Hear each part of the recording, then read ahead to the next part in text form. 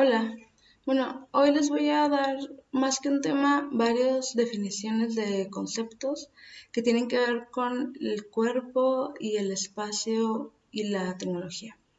Y bueno, la primera idea que tenemos es simulación. Simulación es cuando una cosa representa a otra o actúa de una manera diferente a lo que es. Por ejemplo, tenemos software para simular vuelos, para simular recorridos que hace un coche, como para hacer pruebas de maquinaria.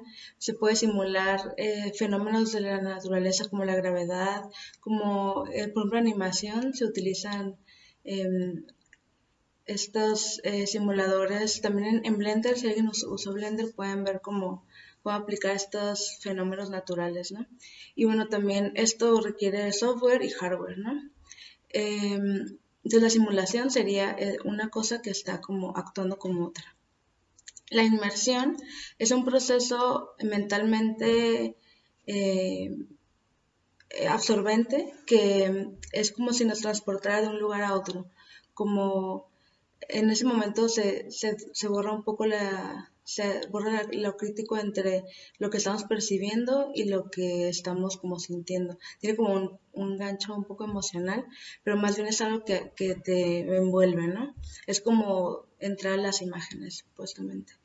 Entonces la inmersión es una cualidad del arte, es una cualidad de las imágenes y ha sido como, digamos, intencionalmente elevada la atención ahí en algunos momentos de la historia. Por ejemplo, aunque igual no es la intención, pero por ejemplo la perspectiva es la primera vez que una imagen realmente parece real, ¿no? Que es como tiene la escala correcta y puede generar una sensación de inmersión. También, por ejemplo, los frescos eran historias que se iban contando a partir de imágenes. Entonces, el momento en que se iba recorriendo esas imágenes se generaba el tiempo, bueno, había tiempo también involucrado y se generaba una sensación de inmersiva. También, por ejemplo, en las catedrales barrocas, imagínense con todos los vitrales, las luces, y cómo entraban y daban justo donde querían que diera para que fuera eh, más creíbles las ideas que tenían. Entonces era toda una sensación de inmersiva, ¿no? También hubo un señor que se llama Morton Haley en el 62, hizo una máquina que se llama Sensorama, que era como un experimento de una máquina que pudiera recrear experiencias. Por ejemplo, este era de andar en una moto en Nueva York. Entonces tenía movimiento, tenía audio, imagen 360, tenía como creo que olor también. Entonces, bueno, ese era como un producto que realmente nunca se comercializó, ¿no? Pero en el arte, digamos que siempre ha sido inmersivo hasta donde se lo permite su tecnología, ¿no? Por ejemplo, también cuando vimos todos los aparatos precinematográficos, ¿recuerdan? El Teatro de las Sombras, por ejemplo, estos la linterna mágica y todos estos aparatos que hacían que estaban como conectados unos entre otros. También en el cine hubo una experimentación con las pantallas que si eran como la resolución de la pantalla y si eran como medio no ovaladas, curveadas o no. Y bueno, todo esto era con la intención de involucrar no al usuario, al que ve con la obra, ¿no? Entonces, bueno, nosotros, más bien esa tecnología, esta arte inmersivo se ha expandido ahora con la tecnología digital. Obviamente nosotros podemos ya hacerlo, se ha popularizado, se ha intensificado y se ha exponenciado la manera en cómo se hace.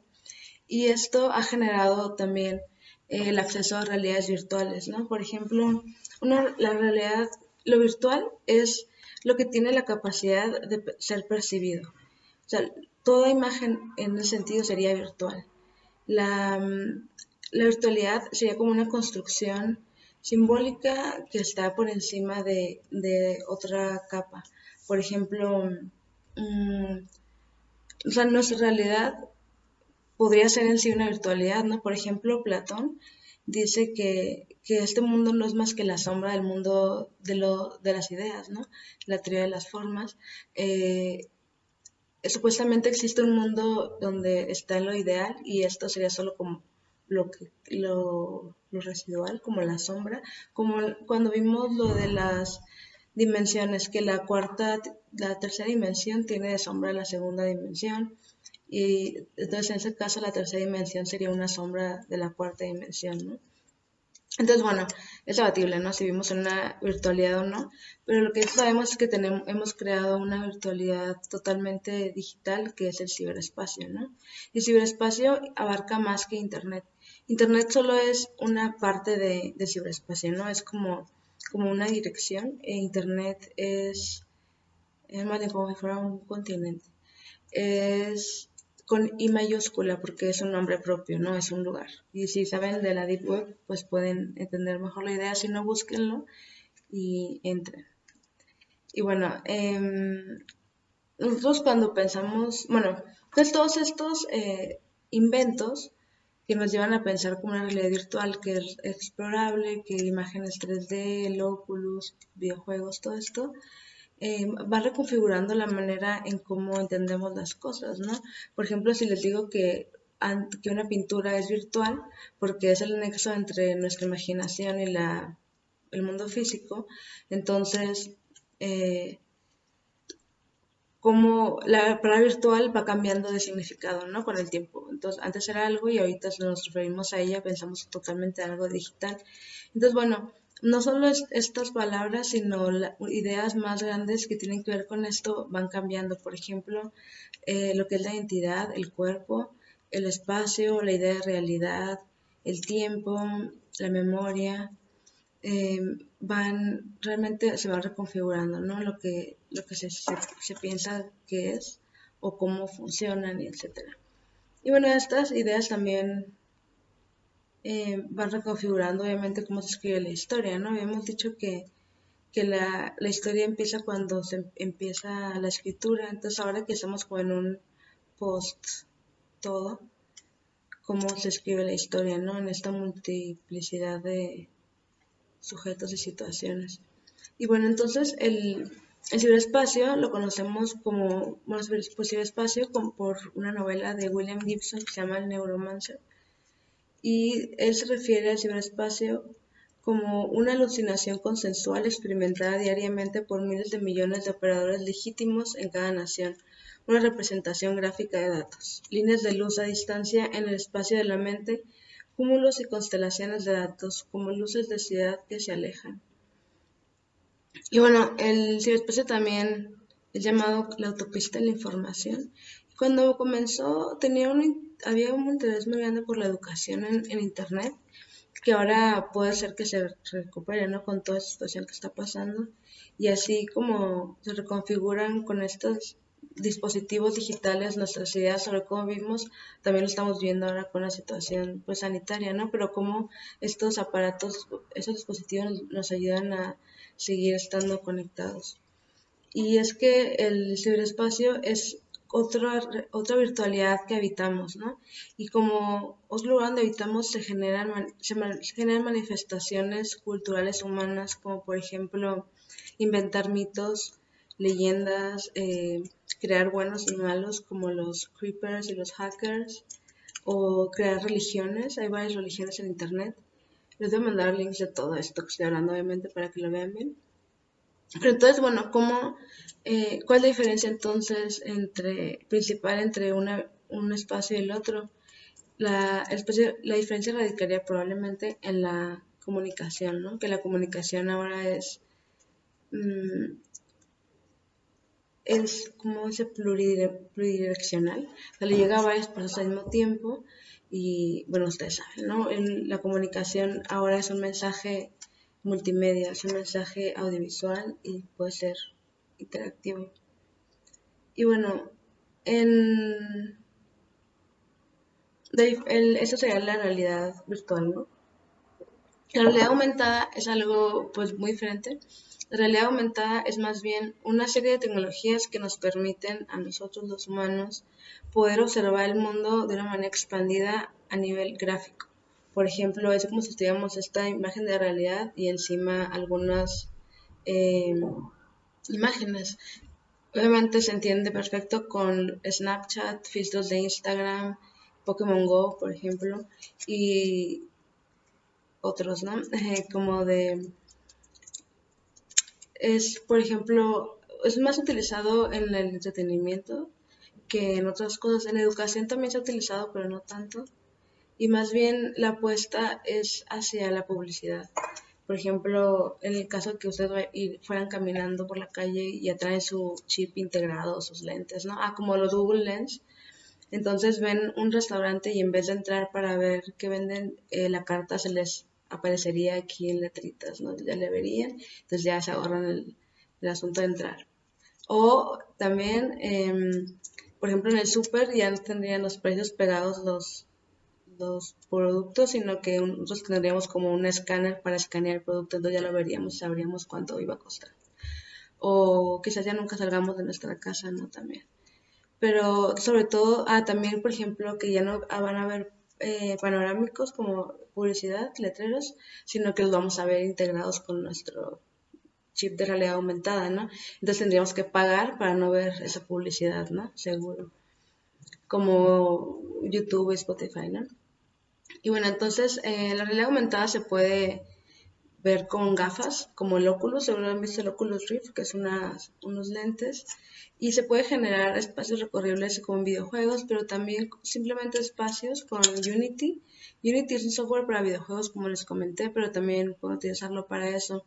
Mm, hay pueden generar video y después lo modifican y ya lo hacen recorrible, digamos. Se puede hacer un Oculus con un celular, haciendo que el celular marque, más bien, muestre la misma película dos veces ligeramente desfasada. ¿Se acuerdan cuando les hablé del 3D y que esas imágenes estaban desfasadas para crear como esta ilusión de la tridimensionalidad?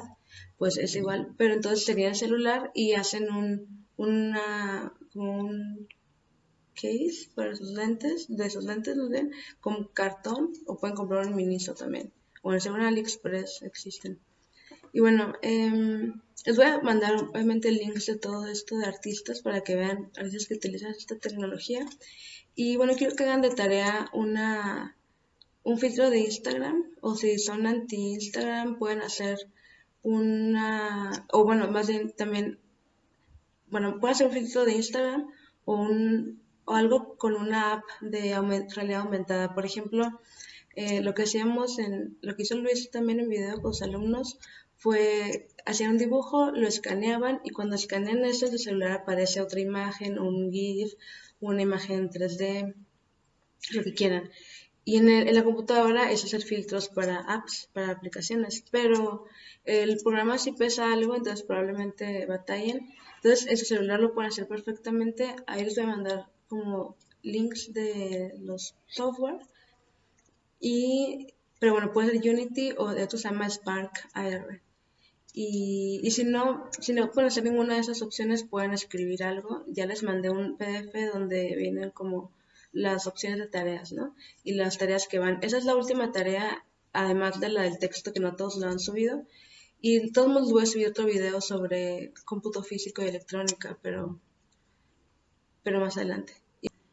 Y bueno, volviendo al tema, en esta reconfiguración del pensamiento se generan movimientos culturales y también filosóficos, ¿no? Por ejemplo, el posthumanismo es una corriente filosófica que se pregunta sobre los límites de nuestro cuerpo y cómo vemos al cuerpo. Por ejemplo, bueno, se propone ver al cuerpo como algo no diferenciado del cuerpo, mente y estas dicotomías, sino como una sola sustancia que está por ahí, ¿no? Y ahora, con todo este asunto de vivir en Internet, pues como que en eso basa su idea, ¿no? Ella. Y estas ideas están, bueno, les voy a mandar el libro también, se llama How We Become Posthumans de Catherine Hales. Y ella también se basa en ideas de Donna Haraway, que es bastante popular.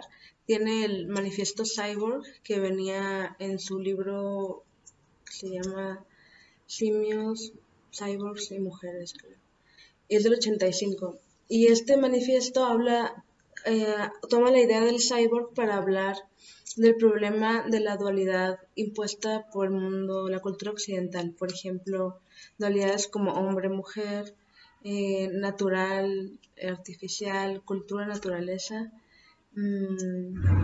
mente y cuerpo y otras dualidades que son las dominantes y que generan que las personas que no entren en en estos dos sean los otros, ¿no? Entonces el cyborg sería el ente que está fuera de todos estos etiquetas, ¿no? No tiene género, no tiene clase social, no tiene edad, raza, ni nada de esto, ¿no? Entonces, el manifiesto es el manifiesto feminista cyborg, entonces sí tiene como mucho que ver como hacia la liberación también del cuerpo de la mujer y aprovechar como la tecnología, ¿no? Bueno, pero es una metáfora que utiliza ella y bueno, entendemos al cyborg como un híbrido entre una máquina y un organismo natural, ¿no? Bueno, también hay un movimiento cultural que se llama transhumanismo, que surgió en los 60 y este movimiento es más activo, bueno, es un movimiento activo, y va hacia crear un superhumano, como aprovechar la tecnología para expandir las posibilidades biológicas del humano. Y, por ejemplo, pues ellos hablan sobre crear cyborgs, ¿no? Con la implantación de tecnología en el cuerpo y la mejora de esto. Pero han sido bueno, hay mucha crítica hacia este movimiento porque es más allá de generar como de generar un beneficio o puede generar un beneficio para una persona, puede crear muchísimo más problemas a nivel social, ¿no? Generando más diferencias sociales entre las personas. Obviamente, si existen jerarquías en el sistema en el que estamos con superhombres, cyborgs, pues habría todavía muchísimo más diferencia y sería una cuestión de privilegios, ¿no? Muchas novelas de ciencia ficción hablan sobre eso, ¿no? Por ejemplo, Un Mundo Feliz.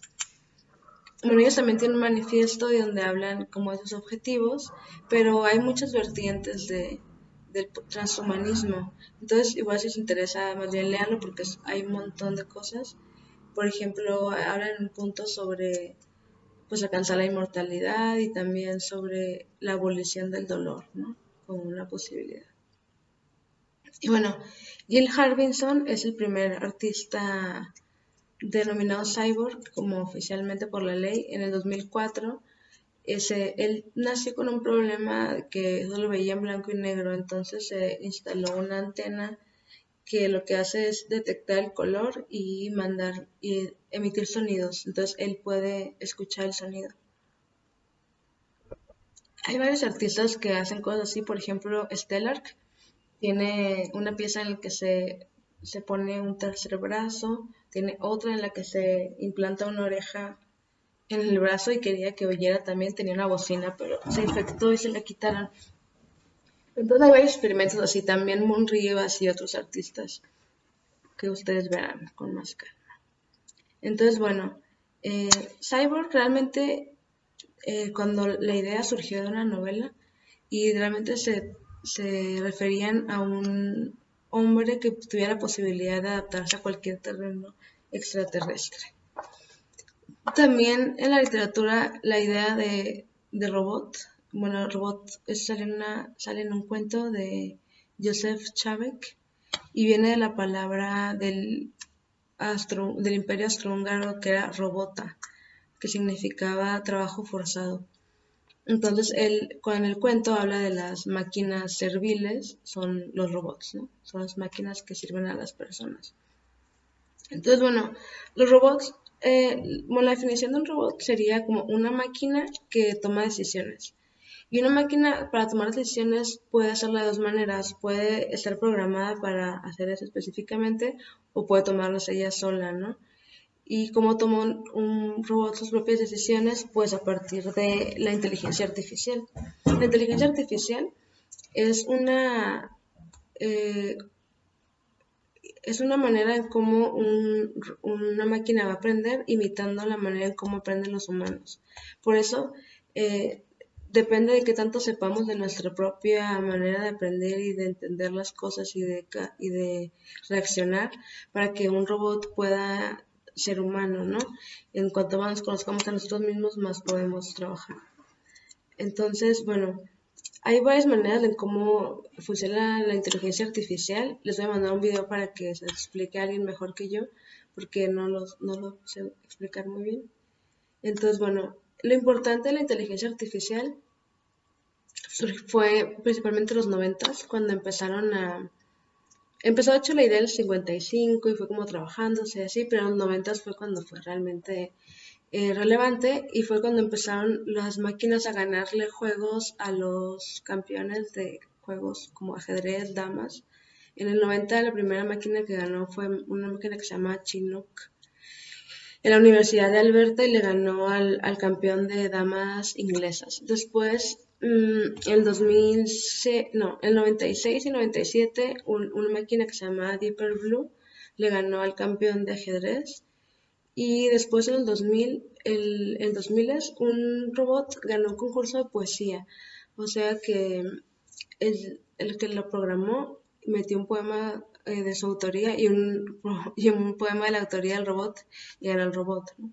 Entonces esto nos lleva a, bueno, esto sería lo que se llama, bueno, eso sería ya haber pasado la prueba de Turing, el test de Turing. El test de Turing se trata de que un robot pueda engañar a un humano haciéndole creer que él es un humano también. Entonces, bueno, eso fue lo que pasó, ¿no? Y en el 2015, una supercomputadora le gana al campeón de Go, que es este juego con fichas que son bolitas. Le ganó, entonces fue como una super avance. Y Google compró esa tecnología que después la convierte en algo que se llama DeepMind. ¿Seguro la han visto por ahí? Y bueno, esa inteligencia artificial funciona como guardando cómo funciona la memoria a corto plazo de los humanos.